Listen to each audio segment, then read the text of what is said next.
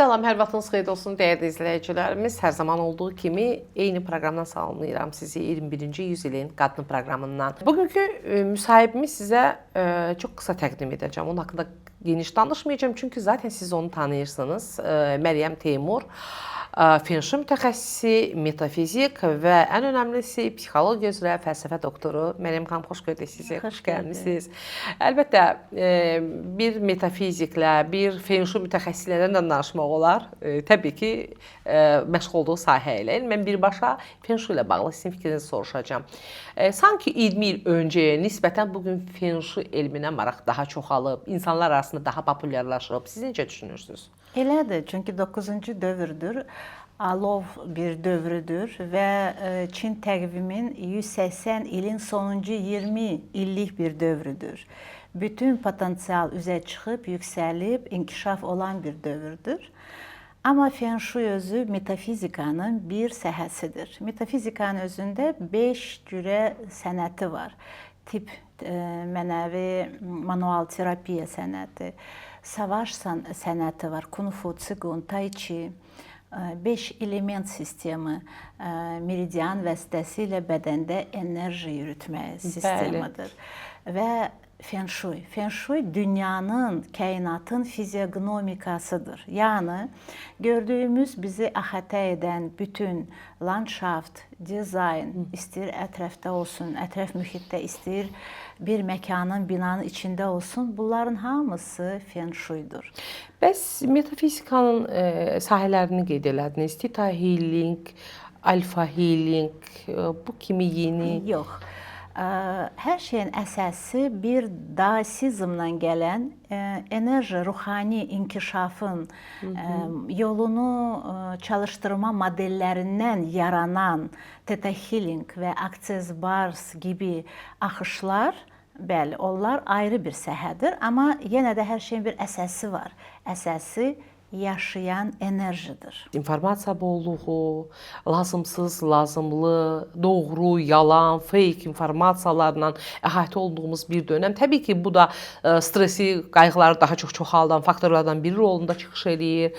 Feng Shui, konkret Feng Shui'dan danışsaq, insanların bu stressdən xilas olmasında, daha rahat, daha huzurlu bir həyat yaşamasında nə kimi rola malikdir? Çin metafizikasının Feng Shui axışında belə bir gözəl cümlə var. Deyir ki, insan 3 növ uğuru bu həyatda inkişaf etdirməlidir. Göy uğuru, bu bizim astroloji bacımızdır. Astroloji xəritamız sadəcə nə olacaq, qorx, qaç demək üçün deyil.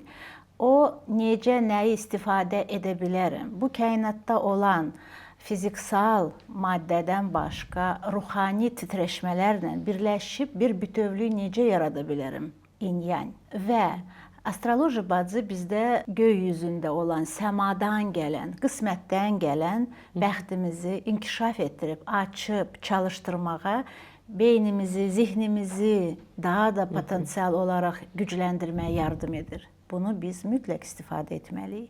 İkinci, insan bəxtimizdir. Odur ki, bizim seçim etdiyimiz yönlər, saatlar, informasiyalar, insanlar, altını cızıram, biz seçim etdiyimiz, buna bizim... Burada mı seçim etdiyimiz, doğulmamışdan öncə mi seçim etdiyimiz? Hansını daha çox üzərində dayanırsınız? Metafizika, realizm, məntiq, matematiksal hesablama nəticəsində bir axışdır.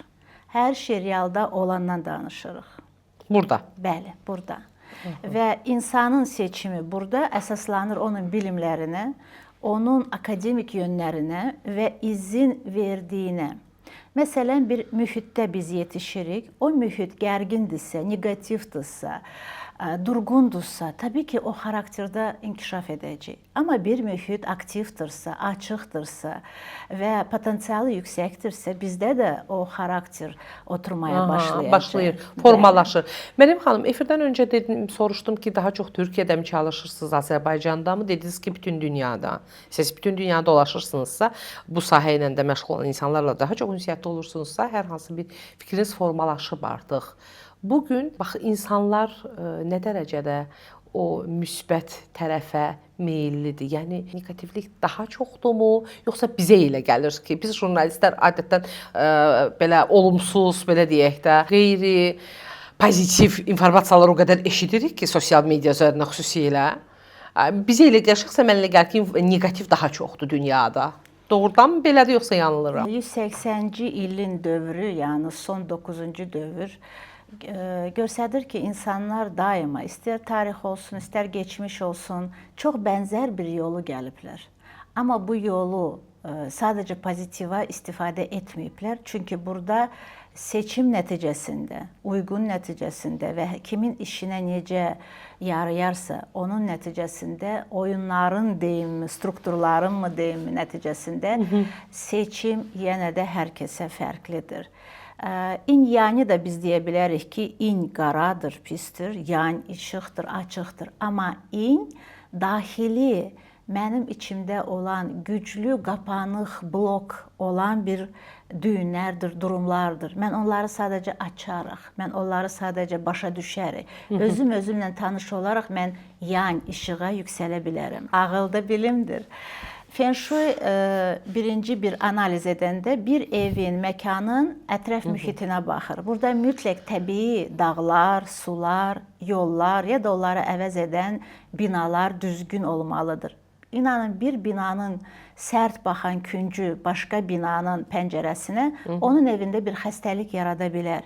Xəstəlik pulumuzu alar, vaxtımızı alar. Feng Shui vasitəsilə neçə müddət ərzində zənginləşmək mümkündür? İnsanlar əgər səbirsizdirsə? Var qısa müddətli niyyət ya da çalışma texnikası var, uzun müddətli. Məsələn, əgər istəyirsinizsə uşağınız bu yaxın günlərdə işə düzəlsin, inkişaf eləsin, yetər ki, onun sadəcə bir odasında dəyişim edək və düzgün enerjilərini istifadə etməyə, aktivasiyasını öyrədək. Əgər istəyirsinizsə nəslimiz daha güclü olsun ya cəmiyyətdə çox xeyirli olsun və s. o zaman təbii ki, evi yaradanda fundamentdən başlayıb, ərazini seçib, ölkəni belə seçib başlamaq lazımdır. Bu hardasa bir 10 il çəkir. Amma uzun müddətli və əbədi olur. Dünya insanının sizcə neçə faizi siz dediyiniz qaydalarla evini seçir, seçimini doğru edir, Feng Shui'ni seçir, həyatını o cür qurur? İnsanlar %20% bəlkə də Feng Shui ilə məşğuldur.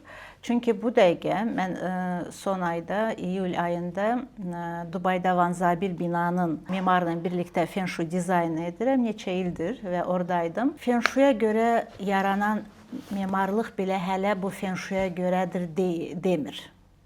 Çünki bu cümlə qəbul edilmir, bu deyilmir. Amma biz bunu izləsək, biz bunu hesablasaq, enerji axışı, düzgün formallaşan bir mimarlıq görünür ki, burada Feng Shui texnikaları, klassik Feng Shui texnikaları çalışdırılmışdır.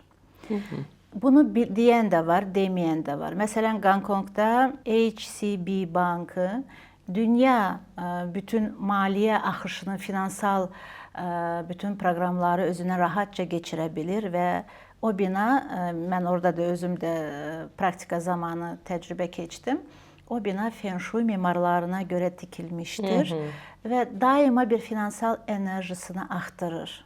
Aydındır. Eləcə də Singapurun özünün yaranmasında Feng Shui ustalarının çox yardım alınmışdır və Singapurun öncəsi var, sonrası var. Yəni bunu tarixcə də görmək olar, nə qədər dəyişiklikdir.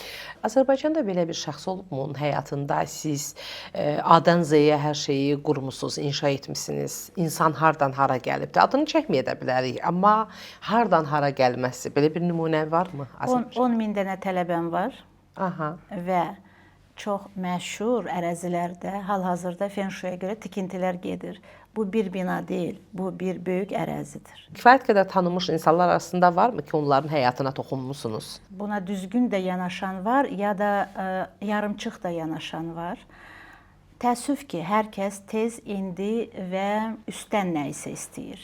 Dərin dəyişim birinci bir dönüşümdür, bir transformasiyadır. Bunun üçün də sən gərək özünün içindən dəyişimi başlayaraq karyera da onu yönədəsən.